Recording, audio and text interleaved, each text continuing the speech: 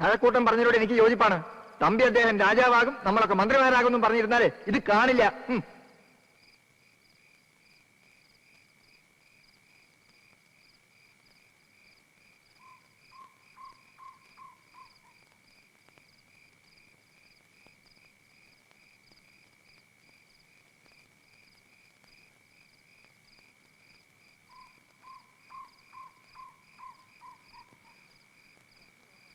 കണ്ണു കാണാത്ത എന്റെ രണ്ട് ആൺതരികൾ എന്നെ ആര് നാട്ടിലെത്തിക്കും?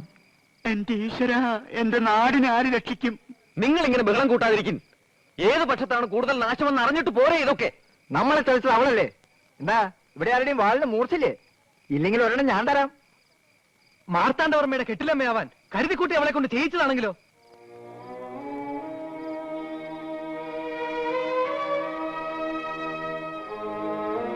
തെറ്റ് ചെയ്തത് ഞാനാണ്. എന്നോട് പൊറുക്കരുത്.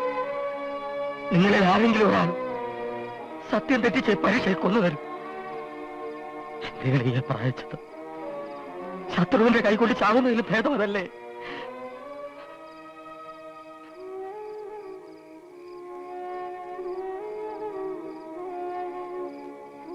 അനർത്ഥങ്ങളിലൊക്കെ ഞാൻ കൂട്ടിലുണ്ടായിരുന്നു. മരണത്തിലും ഞാൻ കൂട്ടിലുണ്ടാവും. താനിപ്പോ എവിടെ പോകുന്നു?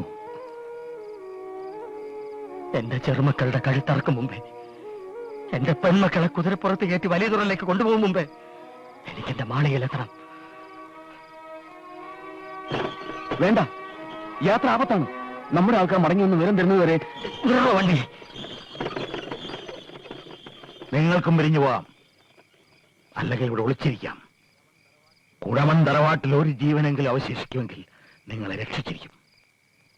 എത്ര നേരം, എത്ര നാൾ എന്നൊന്നും ചോദിക്കരുത്.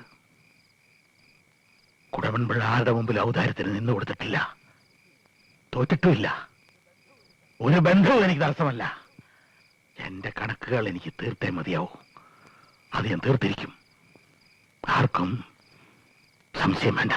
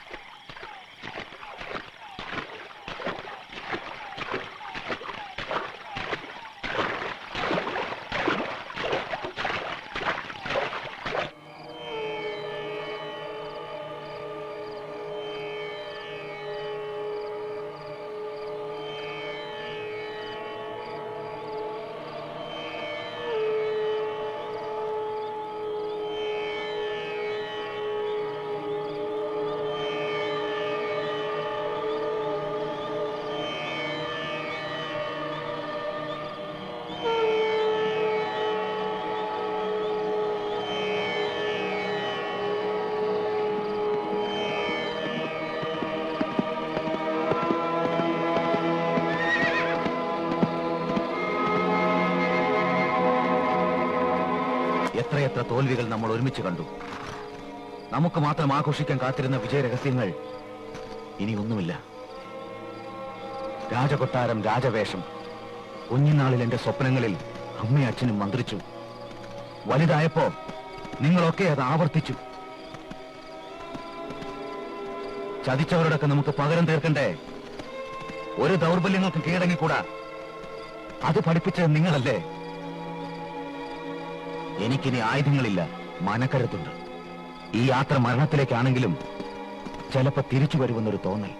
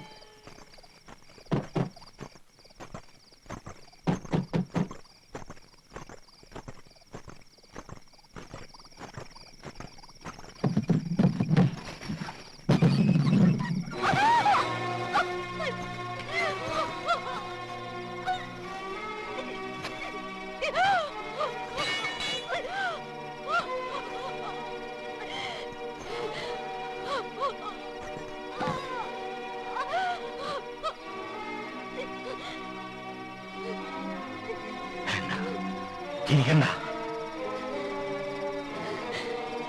ഞങ്ങളുടെ നാശം കണ്ട് മതി വരാഞ്ഞിട്ടോ നിന്റെ ഈ കൊലച്ചിരി. 8 വീടുകളെ കൊല വരുത്തിയവളെ, എന്റെ ചിരിയിൽ ഇനി ഞാൻ തളരില്ല. എന്നെ നിനക്ക് ഒറ്റ കൊടുക്കാം, കൊല്ലിക്കാം.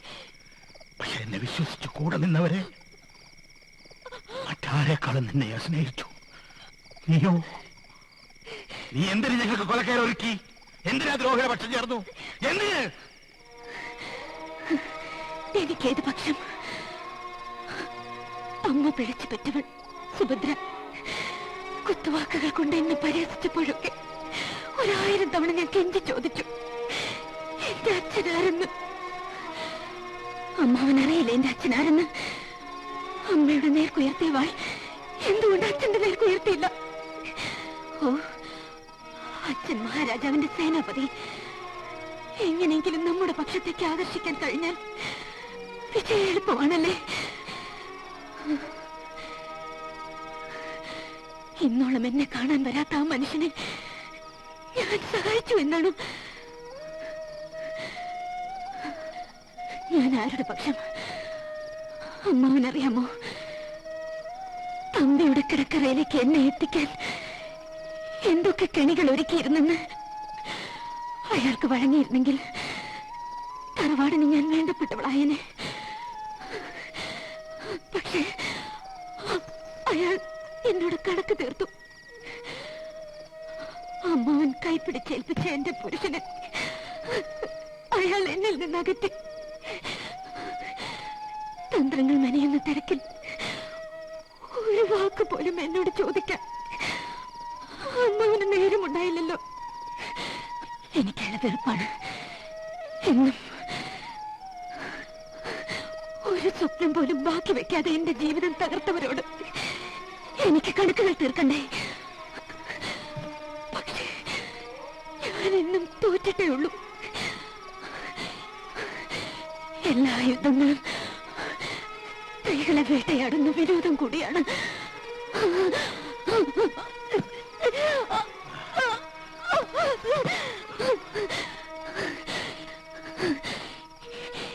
എനിക്ക് സങ്കടമില്ല.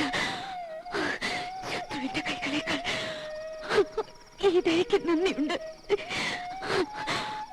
അമ്മാവന്റെ ദാനമല്ലേ ജീവിതം.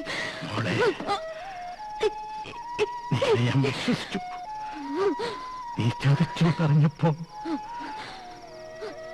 ഉച്ചയ്ക്ക് വെച്ച കൈകൊണ്ട് തന്നെ ദൈവമേ, അയ്യോ.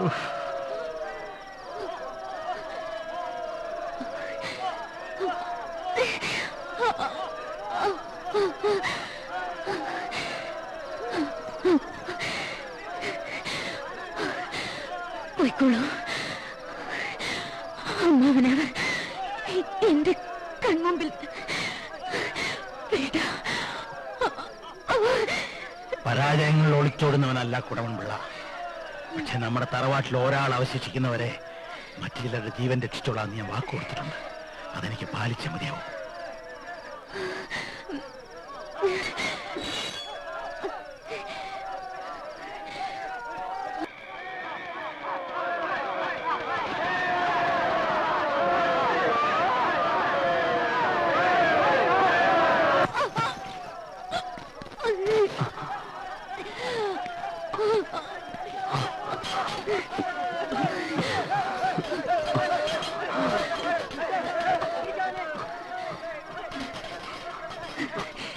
രഹസ്യങ്ങൾ ചോർത്തിയതിന് എനിക്ക് കിട്ടേണ്ടുന്ന ശിക്ഷ.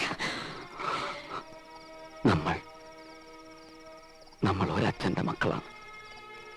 ഇന്നലെ ആ സത്യവും ഞാൻ അറിഞ്ഞു. മരണം മുന്നിൽ കണ്ടപ്പോൾ ചില സത്യങ്ങൾ പറഞ്ഞു. അതിലിതും ഉണ്ടായിരുന്നു. നിന്റെ ശരിക്കുള്ള മുഖം കാണാൻ എനിക്ക് യോഗം ഉണ്ടായില്ലല്ലോ. ഒരു വഞ്ചനയുടെ ശബ്ദമാണ് ഈ വേഷം. ശപഥം. ആണുങ്ങളുടെ കഴുത്തറുത്ത് പെണ്ണുങ്ങളെ മുക്കുവർക്ക് കൊടുത്ത് നിങ്ങൾ വിജയം ആഘോഷിക്കുകയാണല്ലേ? ഏത് പക്ഷത്തും നശിക്കുന്നത് മനുഷ്യജീവനല്ലേ? അച്ഛനും സഹോദരനും ഉള്ള ഞാൻ അനാഥ